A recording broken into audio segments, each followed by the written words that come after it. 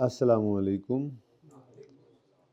Lecture 8 start हो गया जी कैफान का हमारा। अच्छा जी, क्वेश्चन 11 और 12 मैंने आपको कहा था बहुत इम्पोर्टेंट है। ट्राई किया किसी ने क्वेश्चन 11? नहीं, ट्राई नहीं किया था। चलो अच्छी बात है। नहीं बस ठीक है, बस जो सुनना था मैंने वो सुन लिया, बस अब बहुत होगी, बस दैट्स इट। नहीं अब बस नहीं, बस समझ नहीं आई वाली बात जो है ना, उसने बस दिल जो है ना वो तोड़ के रख दिया है। अब बस कुछ नहीं हो सकता, अब ये सवाल करने ही पड़ेंगे हमें। अल्लाह माफ।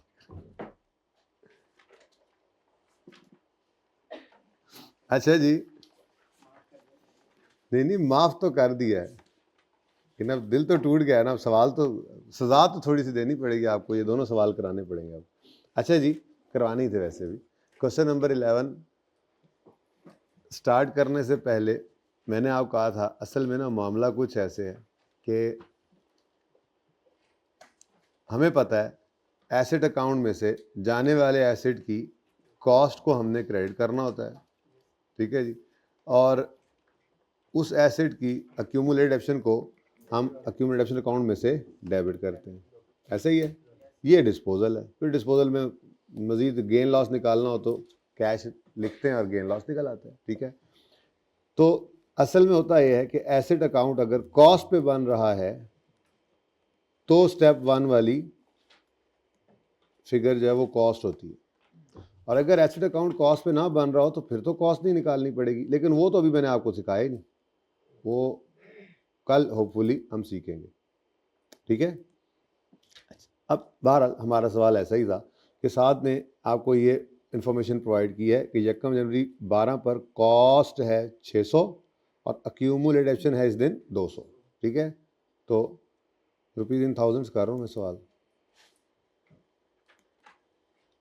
तो 1 जनवरी क्या है जी, फिर डेट बता दो सर, खुद देख लेना, खुद देख लें। 1 जनवरी 12, सवाल ओपन करो ना, बोला करो, फूटा करो जी। कॉस्ट बताएं ओपनिंग 600, एक्यूमुलेटेड रिकॉर्डिंग शुरू हुई है? अच्छा हाँ हुई है, मैं क्या पता लग गया सी, नींदर से ही पढ़ा गए।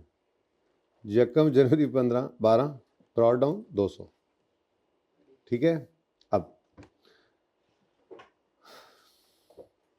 चलें तरतीब से ही चल लेते हैं। आगे कहता है following is the addition made for the year. Plant machinery 1 फरवरी 12 पे 70 रुपये का ऐड हुआ, तो 70 रुपये का addition asset debit cash credit 1 फरवरी 12 को मसला जी। अब आता है वो काम जिसके लिए मैं आपको ये सवाल करवा रहा हूँ, वरना ये सवाल तो बिल्कुल बेसिक वाला ही था। क्या कहता है जी, during the year a plant purchased on 1 July 9, plant खरीदा था 2009 में 1 जुलाई पे। ड्यूरिंग द ईयर वो प्लांट बिक गया है ऑन 31 मार्च 12 और बिका है 15,800 का। अब ये क्या आ गया हमारे पास, सेल प्रोसीड, ठीक है जी। और ये क्या हमारे पास है 15,000 बुक वैल्यू WDV। अब मैंने तो अभी तक जो स्टेप 1 के अंदर पढ़ा था वो ये पढ़ा था कि जाने वाले एसेट की कॉस्ट को एसेट अकाउंट में से निकालेंगे और उसकी अक्यूमुलेटेड डेप्रिसिएशन को एक्यूमुलेशन अकाउंट में से निकालेंगे, ठीक है। यहाँ पर तो कॉस्ट है नहीं, तो क्या करें, कोई बात नहीं, मजबूरी है, बुक वैल्यू क्रेडिट कर दें। अच्छा, ये कहीं अगले बड़े सवालों में जाके देखेंगे मजबूरी वहाँ पे होगी तो होगी, यहाँ पे तो ऐसी कोई मजबूरी नहीं है। वो तरीका सीखना है जिसमें बुक वैल्यू गिवन हो, उससे हम कॉस्ट पे पहुँच सकें। अवेलेबल है तरीका, लेकिन उसके लिए ज़रूरी है 2 प्री रेक्विजिट्स। अगर आपने अगर आपने कॉस्ट निकालनी है, सवाल में मिसिंग है, कॉस्ट निकालनी है, तो 2 चीज़ों का होना ज़रूरी है आपके पास, एक बुक वैल्यू, दूसरा डेट ऑफ परचेज। यानी बुक वैल्यू से कॉस्ट निकालने के लिए यूं कह लें 2 चीज़ों का आपको पता होना चाहिए, एक डेट ऑफ परचेज और दूसरा मेथड और रेट जो हो, ठीक है ना। रेट या मेथड ऑफ डेप्शन क्या है और क्या डेट ऑफ परचेज थी, ये 2 बातें पता हो तो आप बुक वैल्यू से कॉस्ट पे पहुंच सकते हैं, ठीक है। वो तरीका आपको सिखाना है, क्योंकि आपने किस दिन बेचा एसेट, किस दिन बेचा है? 31 मार्च 12 पर जो डिस्पोजल होना है उसकी आपको क्या चाहिए? कॉस्ट। ठीक है जी, ये कॉस्ट आपको पता नहीं है, बस यही ढूंढने निकले हैं। ठीक है जी, कोई बात समझ आती है? चलो अब इसके ऊपर अपना काम शुरू करते हैं, मेहनत शुरू करते हैं। तो डिस्पोजल का अकाउंट बिल्कुल वैसे ही जैसे पहले बना करता था वैसे ही बनाएंगे। डिस्पोजल के अकाउंट के अंदर एसेट अकाउंट में से कॉस्ट निकल कर आएगी और अक्यूमुलेटेड एप्शन अकाउंट में से अक्यूमुलेटेड एप्शन निकल कर आएगी। बिल्कुल वैसे ही होने, ठीक है। पर कॉस्ट ही तो नहीं है सवाल के अंदर। देखो ज़रा कहीं पे सवाल में कॉस्ट आपको नज़र आ रही हो? कॉस्ट नहीं है सवाल में, ठीक है ना। तो मैंने कल हेडिंग बना ली थी, ठीक है, कि अगर कॉस्ट निकालनी पड़े, book value, date of purchase और रेट ऑफ डेप्रिसिएशन का पता हो तो हम निकाल सकते हैं बुक वैल्यू। कैसे निकालेंगे अब वो देख लेते हैं, ठीक है जी।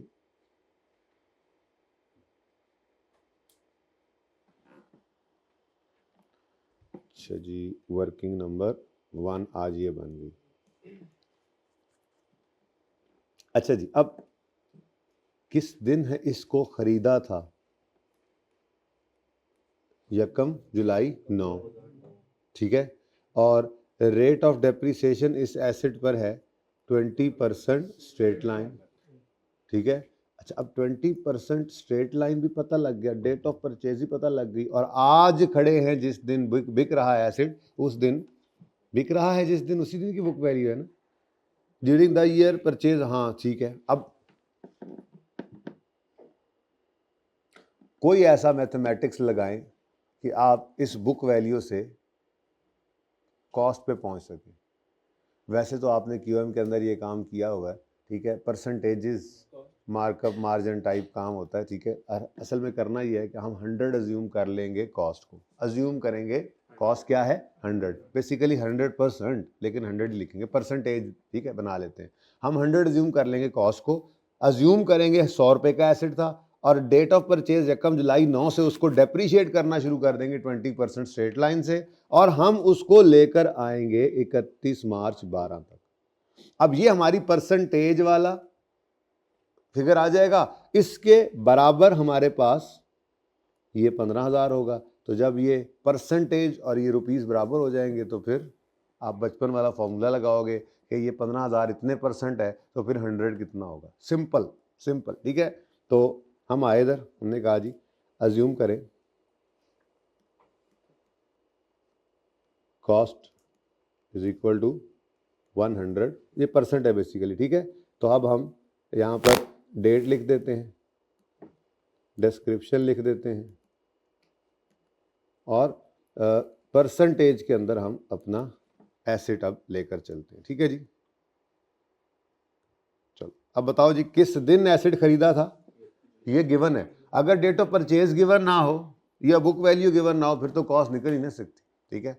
अच्छा, सिर्फ कॉस्ट, सिर्फ बुक वैल्यू गिवन है, डेट ऑफ परचेज नहीं गिवन, तब भी कॉस्ट हम नहीं इससे निकाल सकते, ठीक है। बुक वैल्यू गिवन है, डेट ऑफ परचेज गिवन है, लेकिन एडिशन की डेट नहीं, वो रेट ऑफ डेप्रिसिएशन नहीं गिवन, मेथड नहीं गिवन, तो फिर भी हम, बात समझ आ रही है ना। तो ये कॉस्ट सिर्फ तब निकलेगी अगर बुक वैल्यू भी हो जिससे कॉस्ट पे जाना है, और डेट ऑफ परचेज मस्ट है वो भी हो, और डेप्रिसिएशन मेथड रेट वगैरह भी हो, ठीक है। अब हम चल सकते हैं। 1 जुलाई 2009,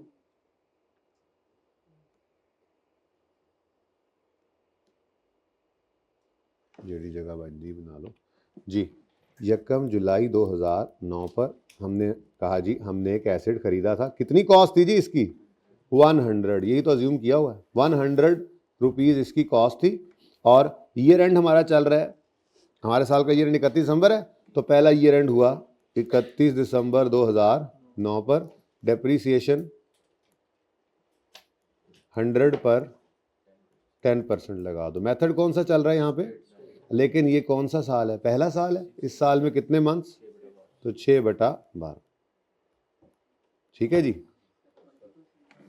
20% है तो 20% कर दो, जैसे आप कहोगे। मुझे 10% गया, मैंने 10% लिख दिया, ठीक है जी। लें जी 6/12। बोलो जी आंसर। पॉइंट ये 20 हो गया, 10 आ गया ना। 0 पॉइंट वाला पता नहीं कितों आया। 0 पॉइंट वाला पढ़ो इनू लभो किथे वे, नहीं लभ रहा, गवाच गया है। 90 बुक वैल्यू आ गई।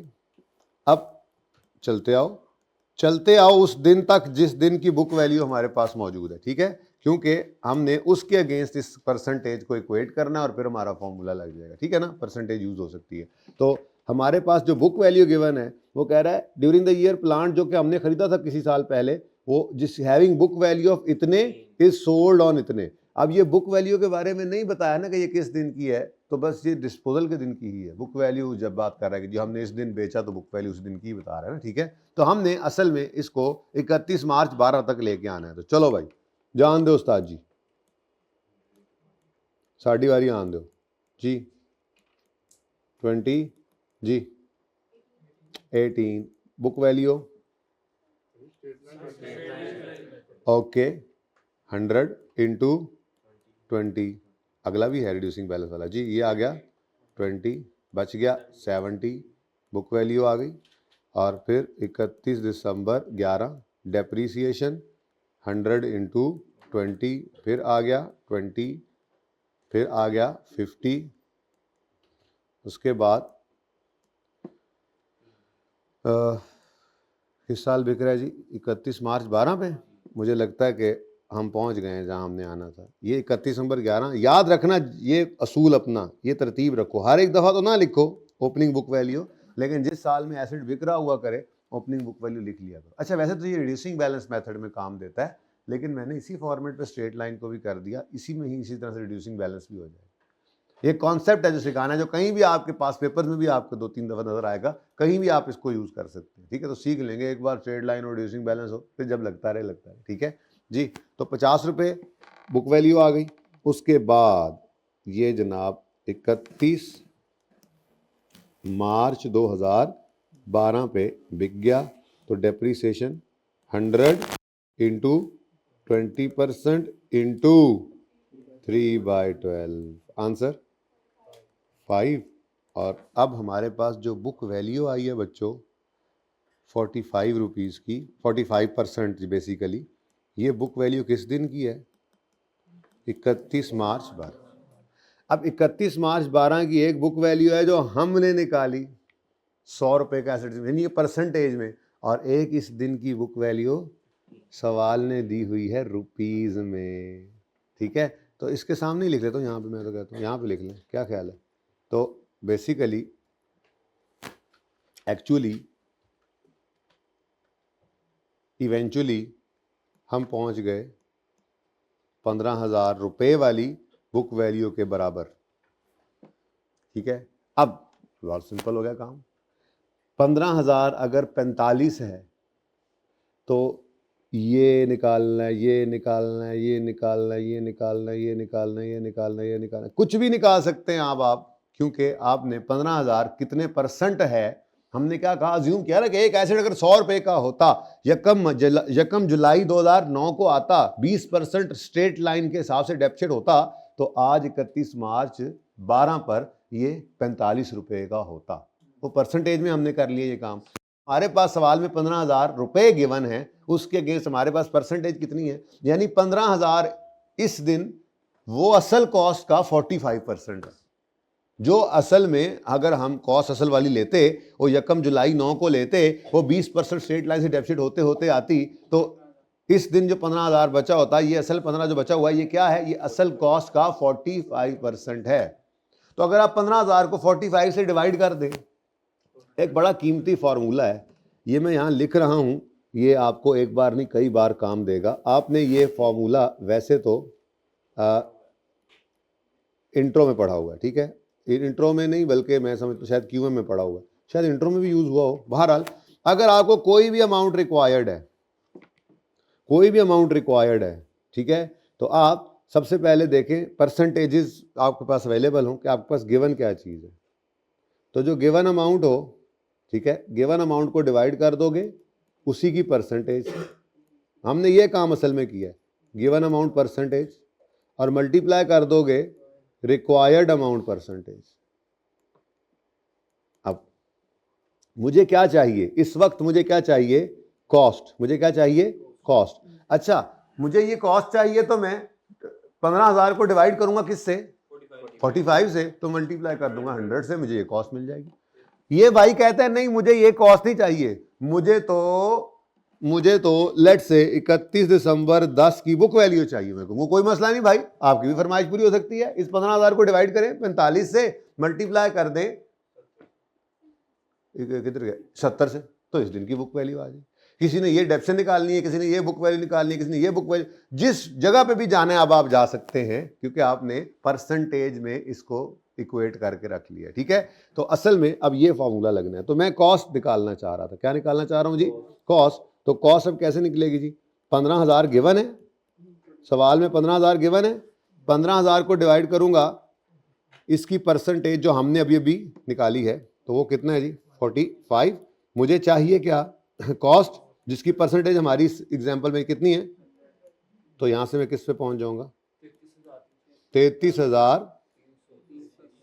अब ऐसी फिगर देख के परेशान नहीं हो जाना कि शायद हमारा सवाल गलत हो गया, बस आप कॉन्सेप्चुअली चीज सही है तो ऐसी फिगर्स कभी कभी, अच्छा ये बड़ा मसला होता है, पर्चे में ऐसा जवाब आ जाए ना है तो बता कहता यार लगता है गड़बड़ हो गई, कुछ कोई गड़बड़ नहीं, बिल्कुल सवाल सही है, अगर हमने सही किया तो बिल्कुल सवाल सही है। ठीक है, अच्छा अब बेसिकली ना जी हम यहाँ पे पहुंच गए, ये 33,300। अगर राउंडिंग का ख्याल यानी राउंडिंग वगैरह ना करें, ध्यान से करें इस सवाल को, आप बेशक आकर देख लीजिएगा 15,000 ही होगा अगर डेप्रीसिएशन चलती है इस तरह से। ठीक है, तो इक्कड़ दुक्कड़ रुपए का आने टके का फर्क पड़ सकता है राउंडिंग की वजह से।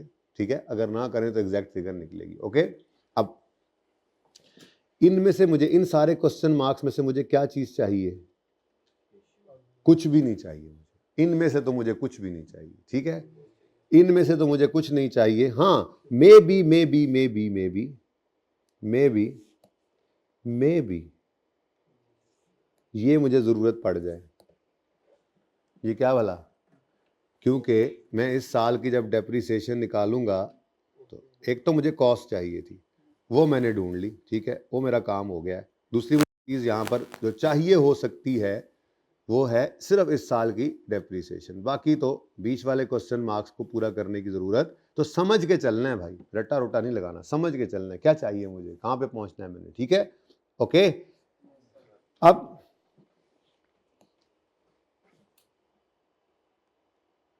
अपने स्टेप्स पे वापस चलते हैं, एक एक्स्ट्रा काम हमें करना पड़ गया था। ठीक है, ले जी, step 1 we will credit the asset account with cost, निकल आइए। Step 2 we will debit the, अब अक्यूमुलेशन कहाँ है, वो तो कोई नहीं है, तो अब निकाल लो।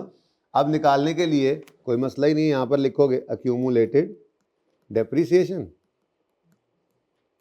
कॉस्ट है आपके पास 33,333 और बुक वैल्यू है 15,000, तो क्या आ गया जी आंसर,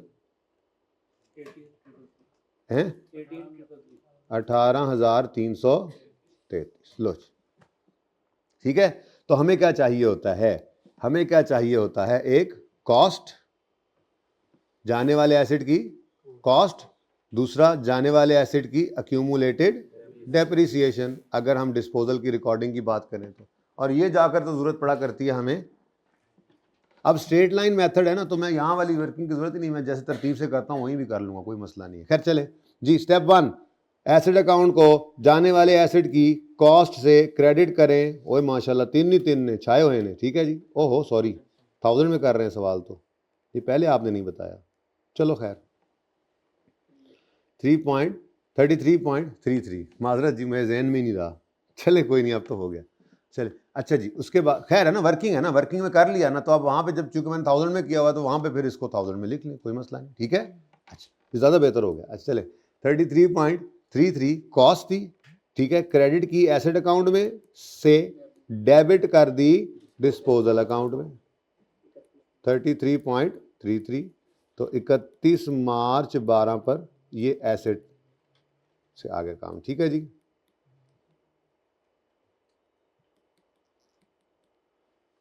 ओके। उसके बाद स्टेप 2 में हम अक्यूमुलेटेड अकाउंट को डेबिट करते हैं, वो भी निकाल चुके हैं हम 18.33। 18.33 से एक्यूमुलेशन अकाउंट को डेबिट करें और डिस्पोजल अकाउंट को क्रेडिट कर दें।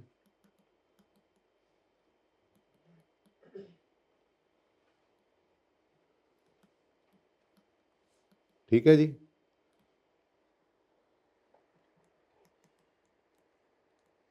अच्छा, उसके बाद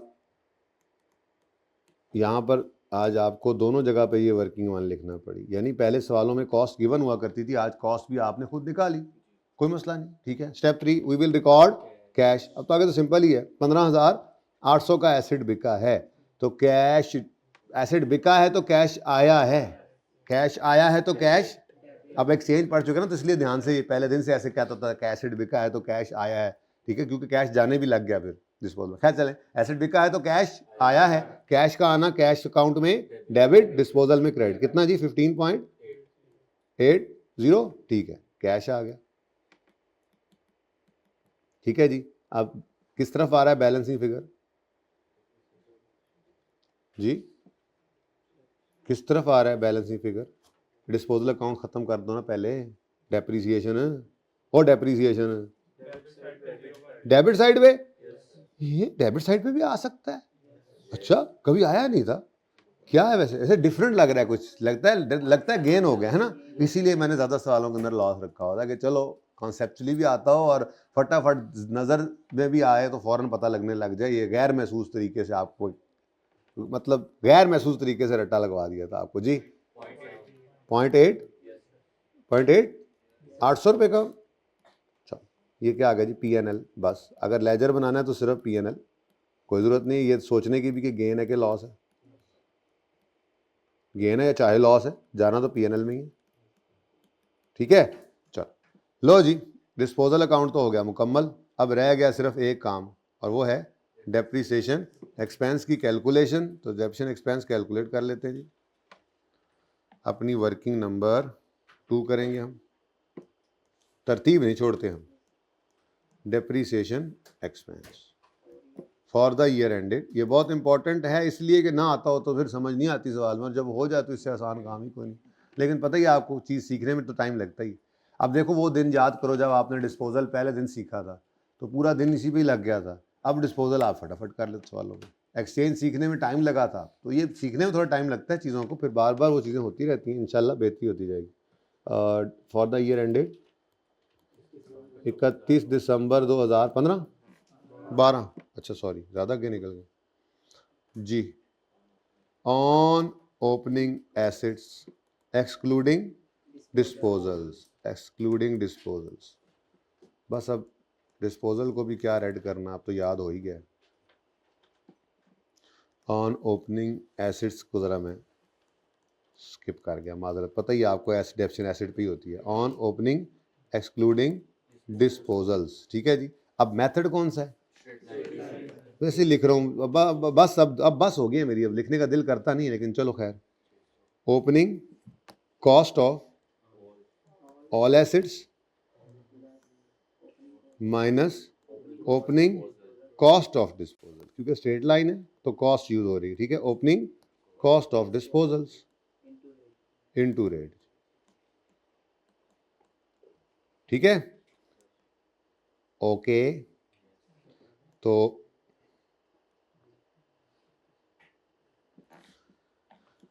कहाँ से मिलेगी जी ओपनिंग कॉस्ट? सारे एसेट्स की कॉस्ट 600। ओके, और हाँ, यहाँ पे भी काम नहीं चलना था, कॉस्ट ना होती तो कॉस्ट में तो कॉस्ट ही निकलनी थी। कितना कीमती था ये कॉस्ट वाला फिर मामला। ठीक है, तो -33.33 इंटू 20%। जी आंसर बताएं। 13.113.33। ठीक है, उसके बाद ऑन एडिशंस, हैं कोई एडिशंस? एक है, अच्छा बताओ जी। 70 है और 20% है, और ये कब तशरीफ लाया? यकम फरवरी को, जो 11/12 जी 12.83। उसके बाद ऑन डिस्पोजल्स। अब देखो ना, यहाँ पे स्ट्रेट लाइन मेथड में मुझे ज़रूरत नहीं पड़ी इसके लिखने की। ठीक है, मसला कोई नहीं था, तो बस चला लेते हैं काम, क्या ख्याल है? निकालना चाहें तो यहाँ से भी निकाल सकते हैं, 15,000 डिवाइड बाई 45 करके इंटू 5 करें, वैसे ज़रा 15,000 45% है ना, 15,000 डिवाइड बाई 45 करें, और इस लिस्ट में मुझे कौन सी फिगर इस वक्त चाहिए? ये लाल वाली, तो मल्टीप्लाई 5 से करें ज़रा, बाय द वे नहीं करूँगा, ऐसे नहीं करूँगा, लेकिन एक बार कर दें, हर्ज क्या है? ये देखो ना, मैंने ये कॉस्ट निकाली है, जैसे ये जैसे मैंने कॉस्ट निकाली है फॉर्मूला लगाकर, वैसे ही मैं क्या कहना चाह रहा हूँ आपको, सीख तो लेना, ठीक है, कि आप अगर डेप्रीसिएशन एक्सपेंस निकालना चाहें, डेप्रीसिएशन एक्सपेंस निकालना चाहें कौन से साल का? हमारे इस अपने साल का, फॉर द ईयर एंडेड 31 दिसंबर 12, तो यहीं से ही फॉर्मूला लगाकर निकाल सकते हैं। आप कहेंगे जी 15,000 जो है ना, 15,000 ये 45% है, मुझे 5% चाहिए, ज़रा बताओ 1.1, इसी का आंसर बताओ ना अब, 167, ठीक है ना? अब बोलो, मैं मैं कह रहा हूँ कि इधर 15,000 लिखा हुआ ना यार, तो यहाँ मैंने 15,000 लिखा हुआ है ना भाई, इसलिए कह रहा हूँ कि यहाँ पे पूरा लिखवा दो। लेकिन मैं कह रहा हूँ ये भी एक तरीका है, अगर कोई निकालना चाहे तो। वैसे इस तरह निकालने की कोई ज़रूरत नहीं है, आप तरतीब पे ही चले, कोई मसला नहीं। क्या करते होते थे, चूँकि ये स्ट्रेट लाइन मेथड है ना, तो ये 33.33 को पकड़ा, ठीक है, इसको पकड़ के ले आए। इसने जब कहा था कि मुझे क्यों निकाला, हमने कहा भी बताते हैं, ठीक है, तो हम उसको निकाल कर ले आते थे अलग, डिस्पोजल इधर ला कर जो है वो डेप्सिट कर लेते थे। 33.33 इंटू 20% इंटू कब गया है ये, 31 मार्च 12 पे, तो 3/12 जी, आंसर वही 1.67 आया कि नहीं? तो मैं ये वैसे बता रहा हूँ कि ये भी एक तरीका था। जब आपने ये परसेंटेज निकाल ली ना, तो मैंने आपको कहा है ना, इस पूरी लाइन के अंदर आप कोई भी फिगर निकाल सकते हैं इस फॉर्मूला को यूज करके, गिवन अमाउंट ओवर गिवन। मतलब हमने कमाल क्या किया है, बस हमने 15,000 को इक्वेट कर लिया, परसेंटेज के बराबर कर लिया, और वो अज्यूम्ड एसिड लेकर आया यहाँ तक। अब इस पूरी लाइन के अंदर कोई भी फिगर निकालना चाहें आप 1 मिनट में निकाल सकते हैं, कोई कंफ्यूजन तो नहीं है इसमें।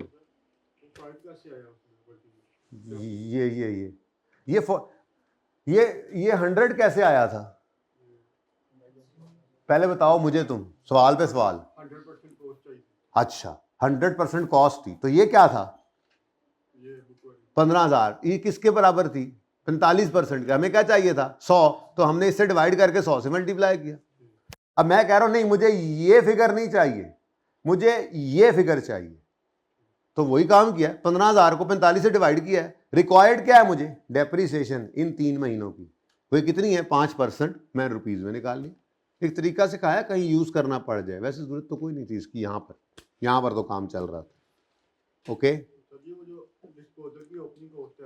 वो तो 2009 वाले साल की नहीं है, हम तो 2012 की बात कर रहे हैं।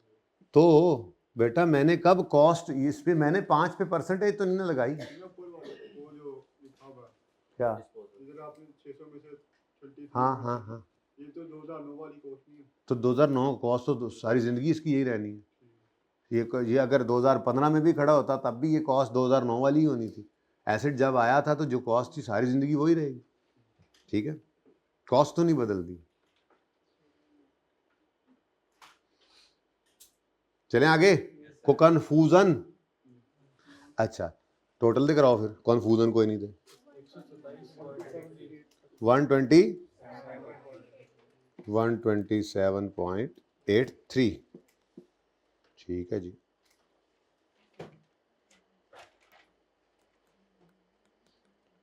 एंट्री फरमाएं क्या होगी इसकी? डेप्रीसिएशन एक्सपेंस डेबिट,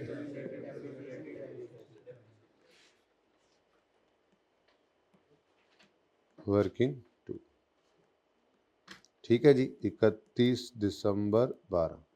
चलो जी, सवाल खत्म हो गया, कैरी डाउन।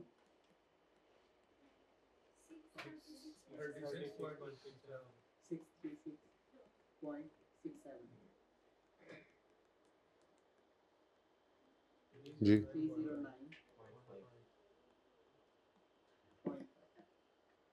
चलो अब अगला सवाल देखो जी, उसमें क्या है?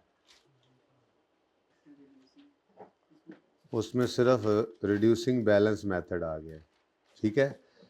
अच्छा, अब अगर रिड्यूसिंग बैलेंस मेथड है तो क्या फर्क पड़ेगा पूरे सवाल में?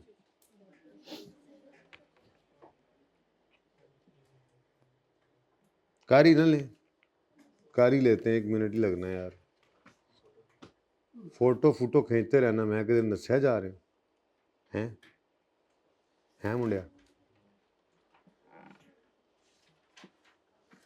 ये 2 मिनट से हो जाना है सवाल है, देखो बोल।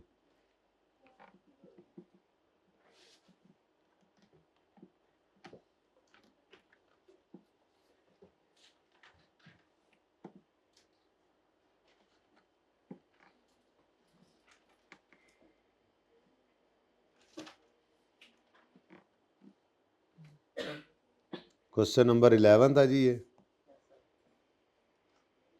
आपने तस्वीर भी खींचनी है ना। पेज नंबर, किताब का पेज नंबर, हाँ 174।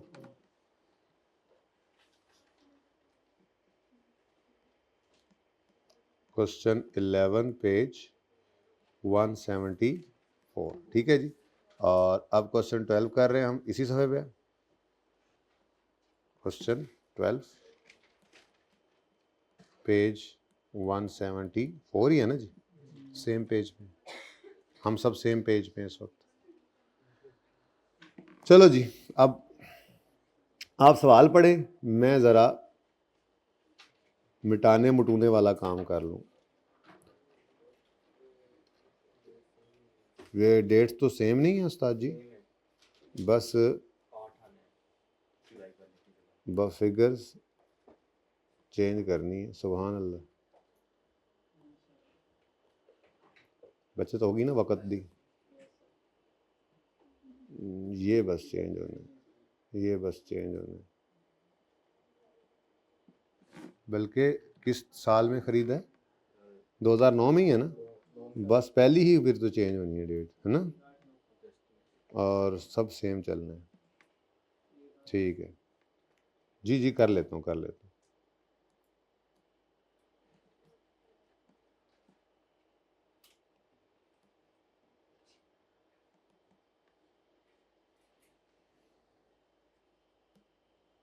चलो जी, मैं तो हो गया मैं तैयार।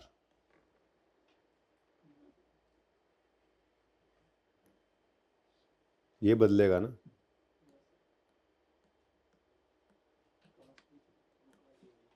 तो हाँ वो कर लेते। अच्छा जी, अब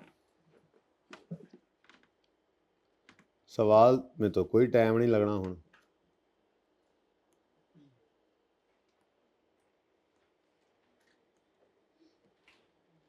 सवाल ख़त्म, अब जवाब लिख लेते हैं। शुरू करें जी काम, चलो। अच्छा जी, 12वें सवाल में कहता है ऑन यकम जनवरी 12 500 ओपनिंग कॉस्ट है और 150 ओपनिंग अक्यूमुलेटेड। तो यकम जनवरी 12 ही है लकीली, तो 500 ओपनिंग कॉस्ट आ गई और 150। इसका मतलब ही क्या है? अक्यूमुलेशन अलग होने का मतलब ही क्या होता है? एसेट अकाउंट किस पे बन रहा है? कॉस्ट पे, ठीक है। अच्छा, उसके बाद एक एडिशन हुआ है यकम फरवरी 12 पे 77 रुपए का। तो यकम फरवरी 12 पे एसेट डेबिट कैश क्रेडिट 77 से।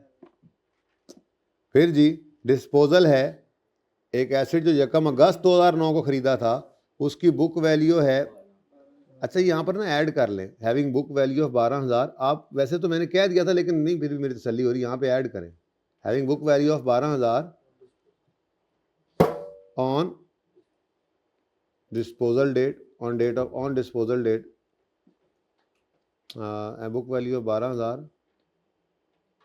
बस ठीक है, समझ गए आप। जुमला बनी ऐसे रहा है, छोड़ें, अलग से ना लिखें। बहरहाल मतलब बिल्कुल ही सादा जुमला बनी हुई रहा, क्या उसमें मजीद लिखें। अच्छा जी, अब यकम अगस्त 2009 को एसेट खरीदा था, लेकिन उसकी बुक वैल्यू हमें दे दिया उसने, और वो कह रहा है कि हमने बेचा 16,300 का। अब मैं इस बुक वैल्यू का क्या करूं? बुक वैल्यू से तो काम नहीं चल रहा, ये तो कॉस्ट चाहिए। अब कॉस्ट सवाल में है नहीं, बुक वैल्यू है, डेट ऑफ परचेज है और रेट ऑफ डेप्रिसिएशन भी गिवन। तो वही काम अपना करेंगे, अज्यूम करेंगे कि हमारा एसेट जो है वो 100 रुपये का है, ठीक है। 100 रुपये अज्यूम कर लिया, और किस दिन खरीदा था जी? यकम अगस्त 2009 पे, ठीक है जी। चलो अब शुरू हो जाते हैं जी। तो 100 रुपये वाला एसेट 20% पर डेप्रिशिएट होगा 5/12 जी, 8.3 माइनस हुआ तो बुक वैल्यू आ गई 31 दिसंबर 9 पर कितनी 91.7। अब डिसाइडेड है, बस ये एक डेसिमल ही चलाओ, ठीक है। अब ये क्योंकि रिड्यूसिंग बैलेंस है ना, तो 91.7 पर 20% लगेगा 18.34।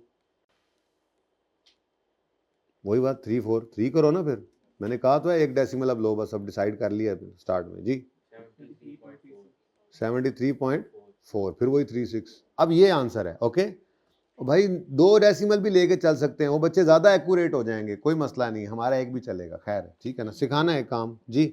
उसके बाद रिड्यूसिंग बैलेंस है चूंकि, तो 73.4 इंटू 20% 14.6 है तो 7 कर लो ना, 73.4 पे लगाना है 20%, ठीक है। आपने कैलकुलेटर वाली फिगर पे नहीं लगाई जाना।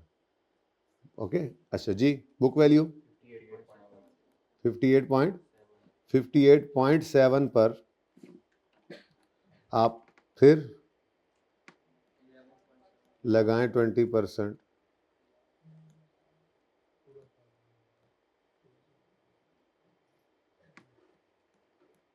इंटू 20% जी। 3 महीने ही है, चलो 2.9 आगे क्या है, तो फिर 2.9 ही ठीक है ना। मुझे लगा शायद आप कह रहे हैं 3 कर लें इसको।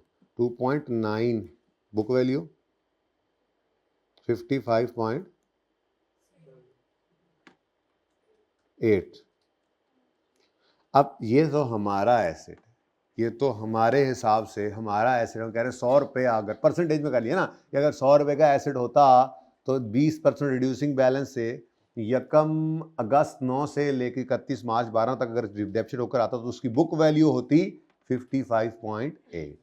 जबकि सवाल में कहा जा रहा है कि जी बुक वैल्यू इस दिन कितनी है 12,000, तो ठीक है जी, ये लो काम हो गया अपना, ठीक है। अब क्या चाहिए जी, मुझे चाहिए असल में तो कॉस्ट, ठीक है जी। तो ये वर्किंग वन का ही हिस्सा है, ठीक है ना। ये फिगर्स होती है ना, वर्किंग वन का ही हिस्सा होती हैं। तो कॉस्ट मुझे चाहिए, गिवन है मुझे बुक वैल्यू 12,000, और अब मेरे पास परसेंटेज अवेलेबल है। हाँ जी, वो सिंपल, 15,000 कितने परसेंट है 55.8, उससे डिवाइड कर दो, गिवन अमाउंट को गिवन अमाउंट परसेंटेज डिवाइड कर दिया। हमें क्या चाहिए इस पूरी रेंज में, हमें क्या चाहिए कॉस्ट 100% है, तो इनटू 100 करो, आंसर 21,500, फिर वही काम हुआ। चलो खैर कोई बात नहीं, वहां पे कर लेंगे, सही है ना, फॉर्मेट ही वही बना हुआ था। चले अब 21.505, इसको 21.51 भी मैं लिख सकता हूँ, राउंड कर दूं तो 2 डेसिमल तक चला लेते हैं, ठीक है ना। तो भाई स्टेप 1 में, अच्छा उसके बाद अगला काम भी कर दो, पहले एक ही बार चलेंगे। फिर ये अगर 21,505 है तो एक्यूमुलेटेड ऑप्शन कितनी होगी जी 89,505, ठीक है जी। चलो अब हमारी दोनों रिक्वायर्ड चीज़ें आ गई, कॉस्ट निकालनी है एसेट अकाउंट में से, क्रेडिट करनी है, ये पढ़िए, एक्यूमुलेशन को दूसरी तरफ से डेबिट करना है, ये पढ़िए, ठीक है। तो ये दोनों आ गई, स्टेप 1 स्टेप 2 आ गया जी। तो एसेट अकाउंट में से जाने वाले एसेट की कॉस्ट को क्रेडिट करें 21.51, ठीक है। 51 कर दिया मैंने, किसी को तकलीफ हो रही है तो 505 पूरा लिख ले, ठीक है। Next step 2, accumulated asset account को डेबिट करेंगे जाने वाले एसेट की सारी जिंदगी की अकोमोडेशन से, वो ये पढ़िए, सारी जिंदगी की अकोमोडेशन, ये 9.51, ये भी 51 करो, फिर 9.51, तो डेबिट कर दो इधर। अच्छा ये इधर लिखा ही 21.5, ठीक है जी।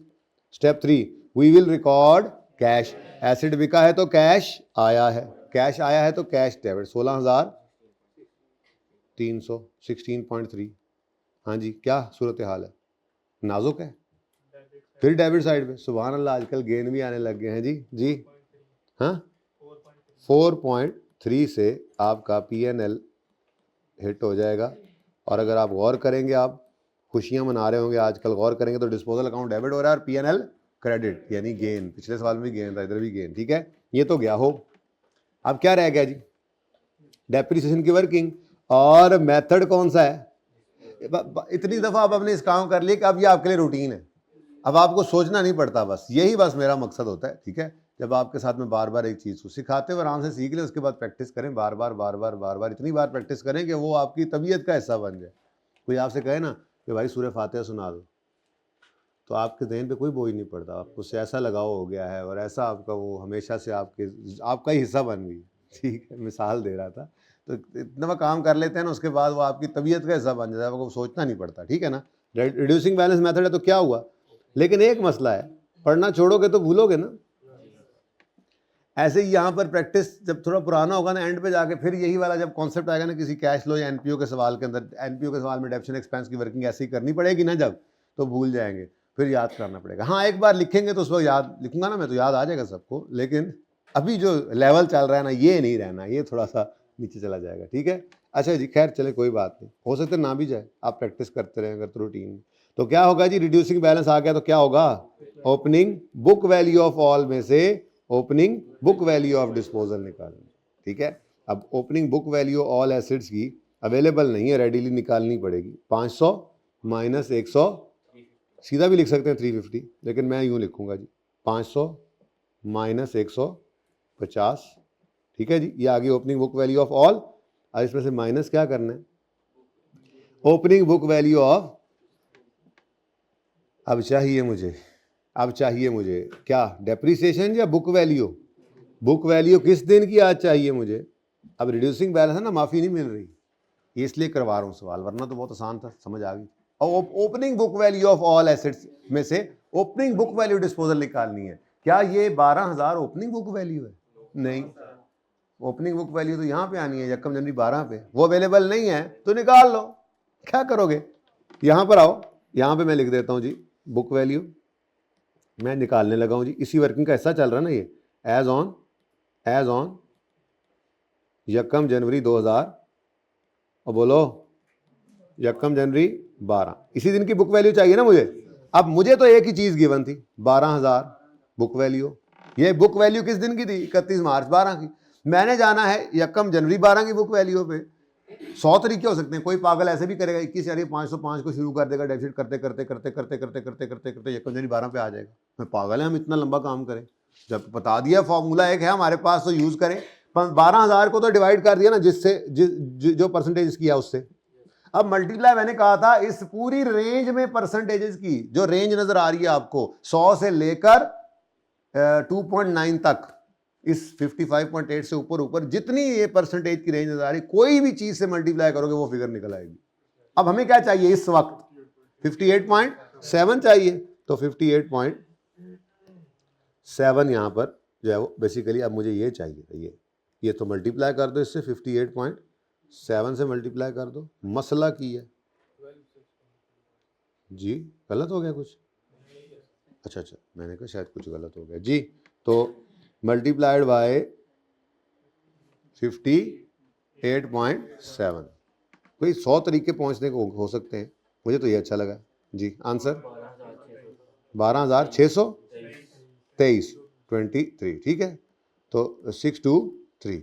अब यहाँ पे आके लिख लेता हूँ आपके लिए 12,000, वरना ये काफ़ी है लिख दिया जो आपने, ठीक है ना। 12,623, 24 कर लें जी, जैसे आप कहेंगे वैसे कर लेंगे जी, और बताएं। ठीक है, अब मैं तो कहता हूँ अब ये भी निकाल ही लो, यहीं पे बैलेंसिंग भी निकाल सकते हो आप। ठीक है, बैलेंसिंग निकल सकता है ना, 12,624 से 12,000 पे आना है तो क्या होना है, 624 की डेप्रीसिएशन होनी है असल में, जो यहाँ से माइनस होनी है, ऐसे ही है। तो यहाँ से बैलेंसिंग फिगर निकल सकती है, यहाँ से ना बैलेंसिंग निकालो, यहाँ से निकाल लो, या यहाँ पे निकाल दो अलग से, मुझे नहीं मसला। ठीक है जी, गॉट इट। चलो सवाल ख़त्म है। अब opening book value of all है, अब यहाँ पे 12.62 माइनस कर दिया हमने 12.62। वर्किंग का रेफरेंस तो देना पड़ेगा कि ये हमने कहाँ पे निकाली है जी, ये फिगर हमने कहाँ पे निकाली है जी, वर्किंग 1। ये सारी जगहों पर रेफरेंस देना होता है, रेफर करना होता है आपने बताना है ये वर्किंग 1, ये मैंने निकाली, आपने बताना है ये वर्किंग 1, फिर ये भी आज तो वर्किंग 1, खैर पहले भी वर्किंग 1 से ही आता है, वर्किंग 1, ठीक है जी, और सही है, इनटू रेट क्या है 20%, आंसर बता दो 67.5। उसके बाद एडिशन है एक अदद 77 रुपये का, 20% लगाएंगे, पहला साल रिड्यूसिंग बैलेंस भी हो तो इस पर ही लगना है, ठीक है, इंटू 11/77 इंटू 20% इंटू 11/12 जी, आंसर कितना 14.12। और डिस्पोजल के लिए आपको कहा हुआ है वर्किंग 1 ही रेफर कर दिया करो, निकाल के तो आ रहा हूँ अभी 600, नहीं दिल कर रहा 624 यहाँ से वहाँ से लिखने का, तो पागलों की तरह उठाओ 12.62 को और फिर वही काम कर जी, हाँ 0.6 आएगा 0.62, ठीक है, आंसर बताओ, ये 67.50 हो गया था, मतलब एग्जैक्ट हो गया था ये, चलो जी बोलो भाई 80, चलो खत्म कहानी 82.24। क्लोजिंग्स बता दो अब, एसेट अकाउंट का क्लोजिंग क्या आ गया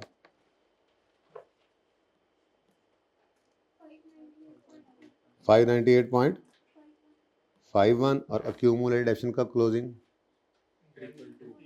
हाँ 222. यार वैसे एक बात बताओ, ये मुझे समझ नहीं आ रहा ये कैसे आ गया, 577 में से 21 माइनस करना है, अच्छा देखा नजर पे आएगी, शुक्र है मेरी, तुझे तो ऑनलाइन वाले छाला मार रहे हैं घर बैठे, ये क्या होगा, ये क्या होगा, सर आपको सुनी ना उनकी, देखा ध्यान से कैलकुलेशन किया करो, 555.51 नहीं 42, 5 ही कर लो ना फिर, 555.5 49 राउंड करके 5 हो गए, ठीक है। अच्छा उसके बाद 2 डेसिमल पे लेना है ना, तो दूसरा अगर राउंड करके 1 कर दे तो कर दिया करो, इधर सही है, ये 222.7 ठीक है, बड़ी मेहरबानी, ये ठीक है, कैलकुलेटर मैनू दे दो, मैं ही कर लिया करूँगा, हूँ दे ना देना बशर्मा की तरह, लें जी अब बनाएं जी अपनी पिक्चरें, बेशक आप पिक्चरों वैसे तो आप लोग खुद बहुत बड़ी फिल्में हैं, पर ये पिक्चर बना लें फिलहाल।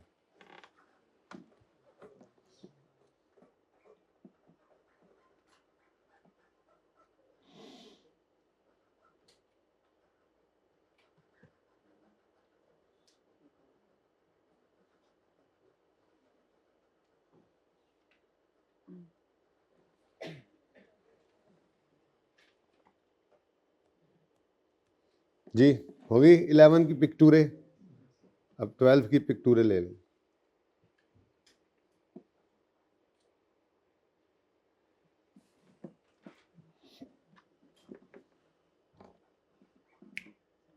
अच्छा वो एक्सचेंज पास पेपर एक दिया था, एक्सचेंज वाली 3 ट्रांजेक्शन वाला, एंड पे टाइम बचा तो फिर अब वो करें, क्योंकि अब मैंने एक बड़ा सवाल कराना है, तो पास पेपर का ना, उससे पहले एक छोटा सा कॉन्सेप्ट भी देना है, मेरे ख्याल में फिर उधर चलते हैं, ठीक है, ओके फिर एंड पे कर लेंगे।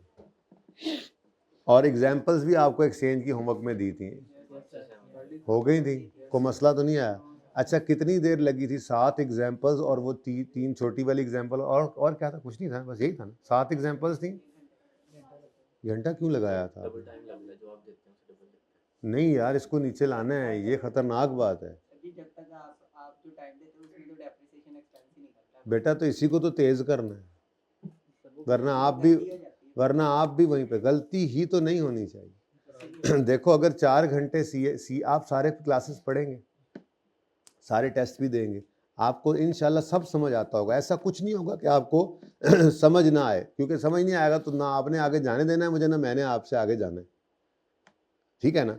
अब पर्चे में क्या होगा, टाइम का मसला, आप 4 घंटे दे देना आपको तो सारे बच्चे ही पास हो जाए, ठीक है, लेकिन होते नहीं है ना, 3 ही होते, कोशिश करनी है, इसी को तो आपने एक्सपेडाइट करना है, तेजी में ही तो गलती होती है बेटा, आराम से तो गलती होती नहीं, तो कोशिश करें ना, स्पीड लाएं अपने अंदर, ठीक है। अभी यही तरीका है बेटा, प्रैक्टिस है, और क्या तरीका है। वो गिद्दड़ सिंगी कोई नहीं और मेरे पास। तेज हो जाओ आप, इसका मैं क्या कर सकता हूँ, कैलकुलेशन तेजी से हो जाए, इसके लिए प्रैक्टिस ही है ना बेटा।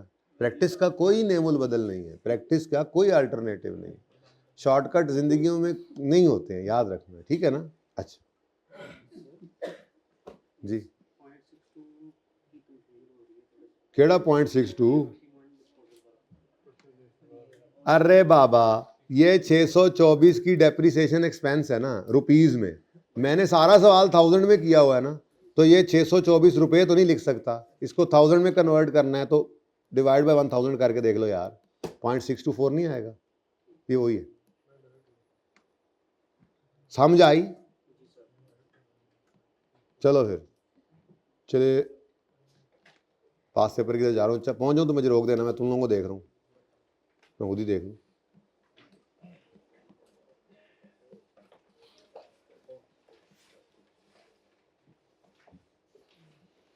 ये एंड पे टाइम बचा तो करेंगे इंशाल्लाह, ठीक है।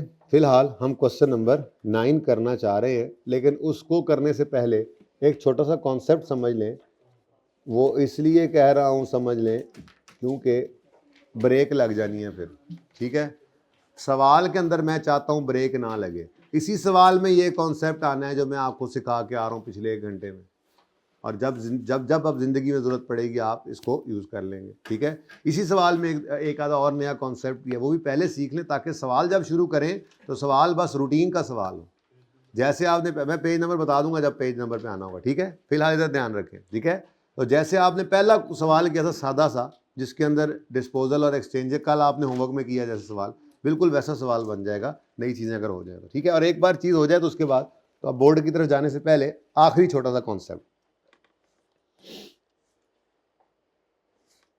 हम एग्जाम्पल बनाते हैं जी।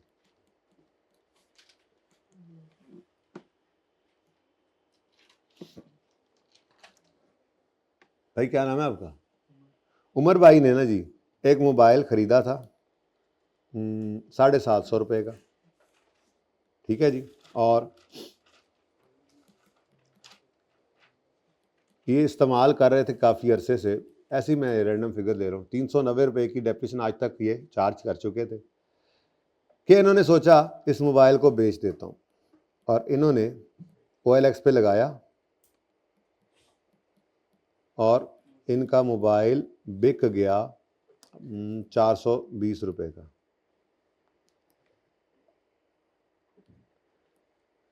420 का क्यों बिका है पता नहीं, हैं? मतलब फ्रॉड लगाया इन्होंने कोई, ओरिजिनल चार्जर होगा। 420 की फिगर पे गौर करो, हाँ फ्रॉड किया। अच्छा चल, आपका अपना फेवरेट नंबर ना, ये तो आप लोगों का, ये मैंने नंबर आप लोगों को एलोकेट किया हुआ है, ठीक है। होता है ना जैसे फलां का फेवरेट नंबर ये फलां का ये नंबर है, या जर्सी नंबर है, ऐसे ही आपकी क्लास का नंबर है 420। हाँ तो और क्या, होमवर्क शोमवर्क करते नहीं है, जब मैं पूछता हूँ सारे हाथ खड़े कर देते हैं, पूछता हूँ समझ आ रही है, सारे हाथ खड़ा कर देते हैं, पता नहीं आ रही नहीं आ रही है, तो 420 ही करते हैं सर। अच्छा जी, अब मामला ये है कि ये जो है ना अच्छा बिक गया, लेकिन मामला ये है कि अगले ने कहा कि भाईजान आपने जो है वो 420 रुपये मुझसे ले लिए, अब ये मोबाइल आपने पहुंचाना मुझ तक आपने, ठीक है। तो आपने कहा अच्छा चलो ठीक है, पता किया कहाँ पे रहता है, पता लगा कि जी वो तो बैरिया में रहता है। अब बैरिया माशाल्लाह से लाहौर एक तरफ, बैरिया एक तरफ, ठीक है, तो 35-40 किलोमीटर का फासला है। तो आपने कहा चलो ठीक है, आपने फ़ोन लगाया, एक बाइकिया आया, और उस बाइकिए वाले को आपने वो मोबाइल पकड़ाया, और उसने वो फिर आगे जाके डिलीवर कर दिया, लेकिन बाइकिए को पैसे आपने दिए। तो बेसिकली क्या किया आपने, एसिड को बेचा, उसको बेचने की कॉस्ट आ गई, इसको कहते हैं डिस्पोजल कॉस्ट, क्या कहते हैं जी, यानी कि एसिड डिस्पोज करने की कॉस्ट आ गई, ठीक है। मिसाल के तौर पे आपके पास एक बस है, और आप वो बस अगर यहाँ पे बेचें तो वो 50 लाख की बिक रही है, आपको किसी ने बताया कि आप इसको गुजरांवाला ले जाकर बेचें, वहाँ पे ये 55 लाख की बिक जाएगी। अब आप यहाँ से गुजरांवाला लेकर जाएंगे तो जो 30-40 हज़ार का 50 हज़ार का फ्यूल डलेगा, वो आपकी क्या है, डिस्पोजल कॉस्ट। आपके पास एक एसी था, आपने कहा गर्मियाँ आ रही हैं, मैं नया एसी लगाऊंगा, ये पुराना बेच देता हूँ। यहाँ पे आप फैसल टाउन, ये कोठा पिंड वाली मार्केट में बेचने गए, तो यहाँ पे इसकी कीमत लगी 45,000 रुपये आपके एसी की। आपको किसी ने कहा ठोकर ले जाओ, ठोकर 50,000 का बिक जाएगा, वहाँ डिमांड ज़्यादा है, लेकिन वहाँ तक जाने के लिए आपसे रिक्शे या लोडर वाले ने जो 1,000 रुपया लेना है, वो 1,000 रुपया दरअसल आपकी डिस्पोजल कॉस्ट। बात समझ आ गई? तो मैंने आपको सिर्फ फिलहाल जो समझाना था ना, वो है डिस्पोजल कॉस्ट की फिगर। क्या जी? Disposal cost. ठीक है, तो लेट्स से 40 रुपये आपकी डिस्पोजल कॉस्ट आ रही। अब दरअसल होता ये है कि ये एसेट जो है ये आपको 420 रुपये नहीं कमा के दे रहा, देखा जाए तो ये 300, यानी कि आपके जेब में 420 आ रहा है, लेकिन साथ ही 40 निकल भी रहा है। और ठीक है ना? अच्छा, अब जर्नल एंट्रीज के ऊपर क्या असर पड़ेगा? ठीक है जी, तो एक तरीका वो जो आई कैप किताब में इस्तेमाल, अपनी किताब में इस्तेमाल करता है, और एक तरीका वो जो हम करेंगे। जो आपको पसंद आए वैसे आप वो कर सकते हैं। ठीक है, आपकी मर्जी, आप जो पसंद करें आप वो यूज़ कर लें। मैं पहले आई कैप वाला तरीका लिखता हूँ, फिर आपको जो दूसरा ऑप्शन दूंगा। ठीक है, तो ऑप्शन 1 क्या है जी? आई कैप जैसे करता है, रिकॉर्ड कर लेता है डिस्पोजल कॉस्ट जो है वो सेपरेटली। ठीक है, अब भाई नोट करने की बीमारियां लगी हैं, देख तो लो, नोट कर लेना। मतलब सिंपल आपका डिस्पोजल वैसे ही रहेगा। अक्यूमुलेटेड डेप्रिसिएशन अकाउंट में से कंडक्शन डेबिट करेंगे हम 390। ठीक है, कैश आया सेल प्रोसीड कितना? 420, और एसेट अकाउंट में से जाने वाले एसेट की कॉस्ट को क्रेडिट करेंगे, कितना? 750। और गेन है लॉस है? गेन आ रहा है, कितना आ रहा है? 80 या तुस्सी जो भी है, गेन है। ठीक है, लेकिन साथ ही एक एक्स्ट्रा एंट्री अब करनी, क्योंकि अभी तक तो आपने देखा कहीं पे हमें वो 40 रुपये नज़र ही नहीं आ रहे, हालांकि वो भी तो आपकी कॉस्ट ही है, खर्चा ही हुआ है। ठीक है, तो फिर अलग से एक एंट्री कर दो, एक्सपेंस डेबिट कैश क्रेडिट 40 रुपये से। ठीक है जी, ये समझ में आती है बात? अब अगर आप पीएनएल का एक्सट्रैक्ट बनाएं,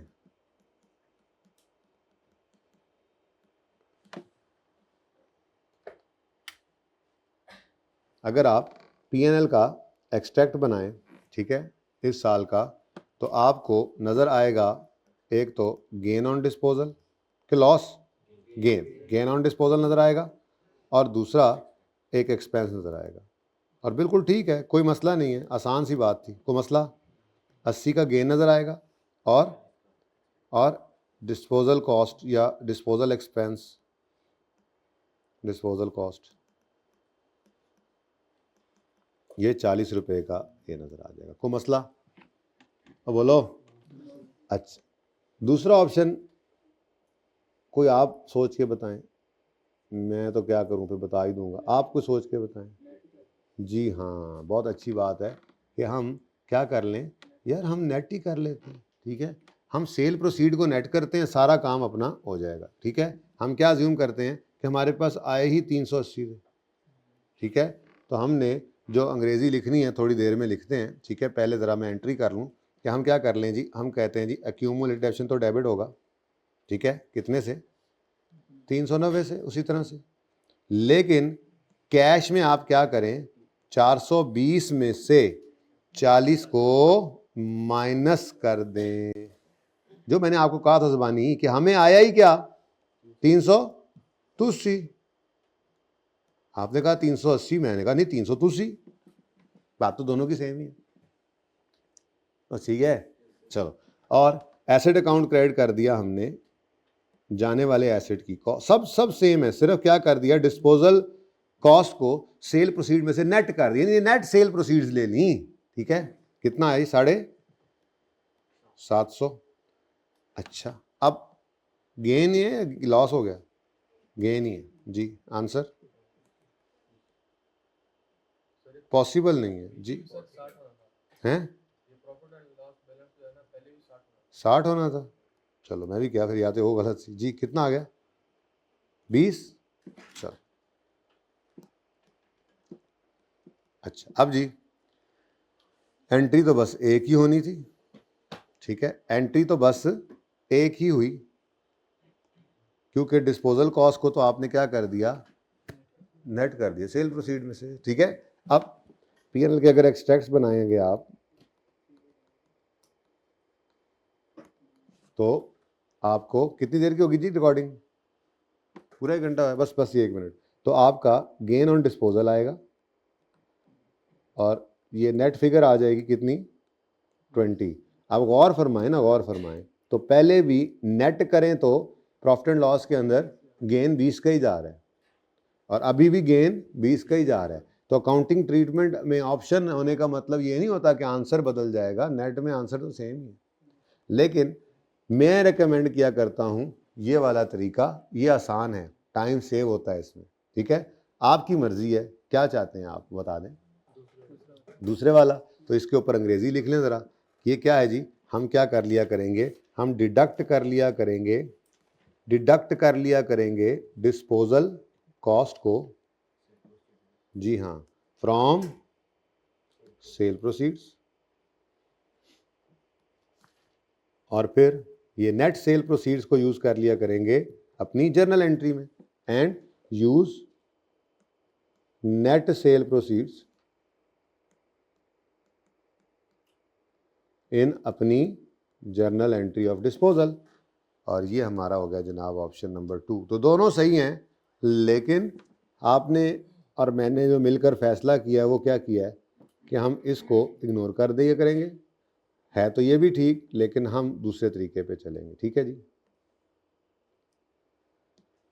तो यहाँ पर लेते हैं एक छोटी सी कमर्शियल ब्रेक, और ब्रेक के बाद जब हम आएंगे तो हम पास्ट पेपर 9 के ऊपर बहस कर रहे होंगे।